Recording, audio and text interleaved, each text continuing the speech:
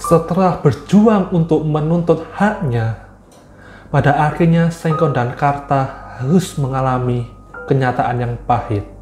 Karta akhirnya meninggal akibat kecelakaan yang dia alami.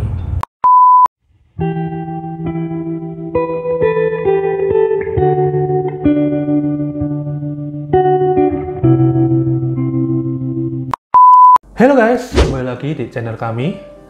Ya, pada kesempatan kali ini kami akan kembali membawakan kisah-kisah yang tentunya menarik untuk dibahas. Negara kita adalah negara hukum. Tentunya, hukum harus dijunjung tinggi dan ditegakkan. Orang yang bersalah tentunya patut untuk dihukum.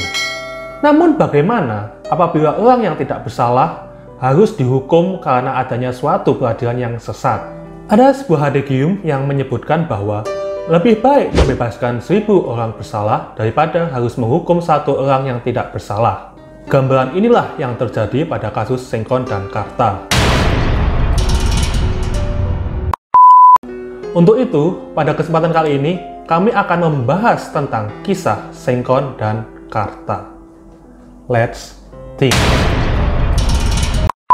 Sengkon dan Karta adalah dua orang petani yang tinggal di daerah Bojongsari, Bekasi, Jawa Barat. Kisah hidup petani ini berubah sampai suatu saat pasangan suami istri Sulaiman dan Siti Haya harus meninggal karena dibunuh dan dirampok pada tanggal 21 November 1974. Polisi kemudian berusaha untuk menyelidiki kejahatan tersebut. Namun, setelah 2 minggu berlalu, polisi tidak dapat menemukan pelaku dari kejahatan tersebut. Setelah 2 minggu berlalu, pihak keluarga korban dan pihak masyarakat menjadi resah. Mereka berusaha untuk mendesak polisi agar pelaku segera untuk ditangkap. Desas-desus pelaku menjadi perbincangan yang sangat menarik dibahas oleh masyarakat. Banyak yang menyebutkan bahwa pelaku adalah Sengkon dan Karta. Hal ini tidak lain akibat adanya penyampaian dari ayah korban yang menyebutkan bahwa sebelum Pak Sulaiman meninggal, beliau sempat membisikkan bahwa pelaku adalah Sengkon dan Karta. Sedangkan Sengkon dan Karta yang sejak awal sudah tidak disukai oleh masyarakat, menjadi terdesak. Sengkon akhirnya pun mengangkat sumpah yang dia menyebutkan bahwa apabila dia adalah pelakunya, maka dia akan dipatuk oleh ular. Nah, benar saja, selang tidak lama dari sumpah yang dia lontarkan tersebut, dirinya benar-benar dipatuk oleh ular. Mengetahui kejadian itu, masyarakat semakin mendesak pihak kepolisian untuk segera menangkap Sengkon dan Karta, karena masyarakat semakin meyakini bahwa benar mereka berdua adalah pelakunya. Akhirnya, pada 8 Desember 1974, Polsek Pondok Gede menangkap Karta. Dan tidak lama setelah itu, Sengkon pun tertangkap. Sengkon dan Karta yang meyakini bahwa dia bukan pelakunya berusaha untuk menolak menandatangani BAP yang disodorkan oleh pihak kepolisian.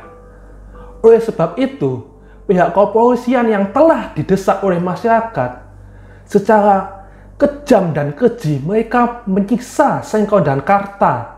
Mereka membuat agar Sengkon dan Karta ini untuk mengakui kejahatan yang tidak pernah dia lakukan.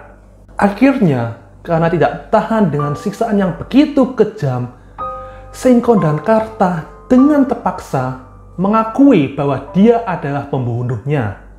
Dan mereka akhirnya mau menandatangani BAP yang disodorkan oleh pihak kepolisian. Setelah diproses di dalam kepolisian dengan waktu penyidikan yang begitu lama, akhirnya setelah 3 tahun, berkas penyidikan pun masuk ke kejaksaan, yaitu pada tanggal 3 Mei 1977. Dan setelah itu, Sengkon dan Karta pun diadili di dalam persidangan. Setelah melewati proses persidangan yang begitu lama, akhirnya awan kelam pun menyelimuti hari Sengkon dan Karta, yaitu pada tanggal 27 Oktober 1977, hakim memvonis Sengkon dan Karta bersalah. Mereka divonis bersalah dengan hukuman 12 tahun penjara untuk Sengkon dan 7 tahun penjara untuk Karta. Dalam dinginnya dekapan penjaralah kebenaran akhirnya terungkap. Sengkon dan Karta bertemu dengan Genul di penjara. Genul yang tidak lain adalah keponakan dari Sengkon, sebelumnya telah mendekap di penjara karena kasus pencurian. Dan Genul inilah yang menjadi kunci ketidakbersalahan dari Sengkon dan Karta. Dia mengaku, dia mengungkapkan kebenaran kepada Sengkon dan Karta bahwa dialah sebenarnya pembunuh dari pasangan suami istri Sulaiman dan Siti Haya yang sebelumnya dituduhkan kepada Sengkon dan Karta.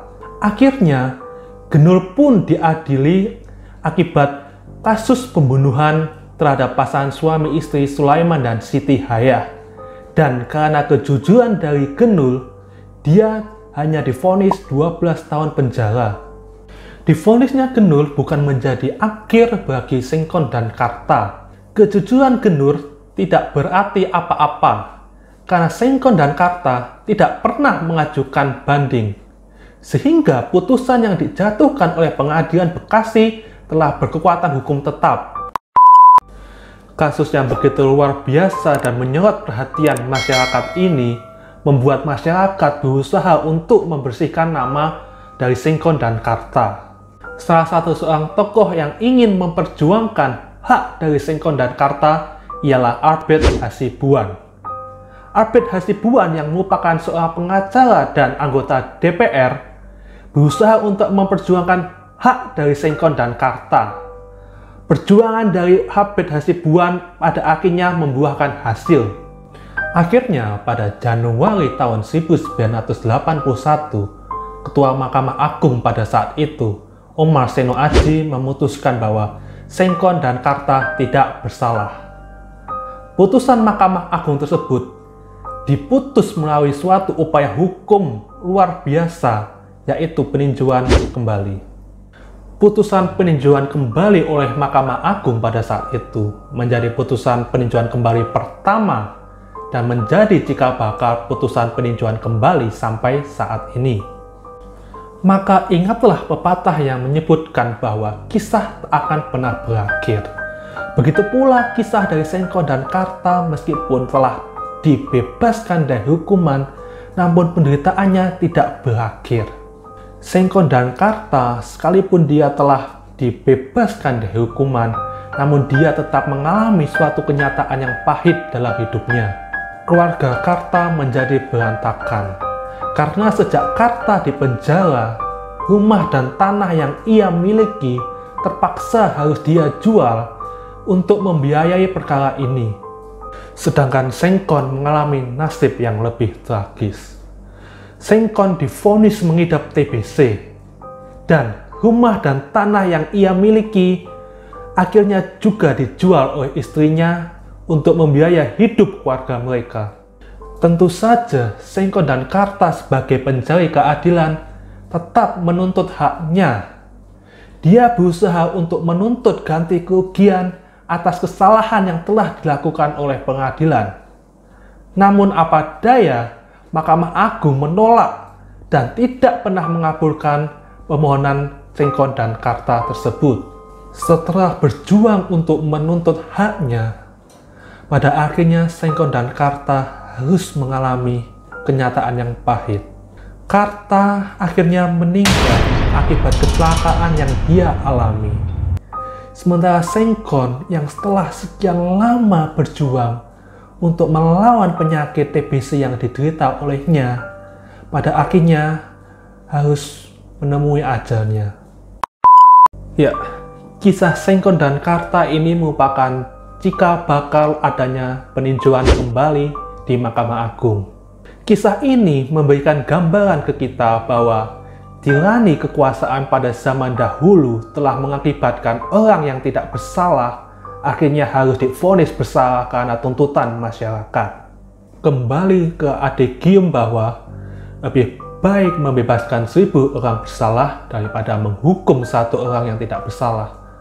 Mengingatkan kita bahwa perlindungan terhadap korban maupun pelaku di dalam suatu proses persidangan adalah hal yang sangat penting.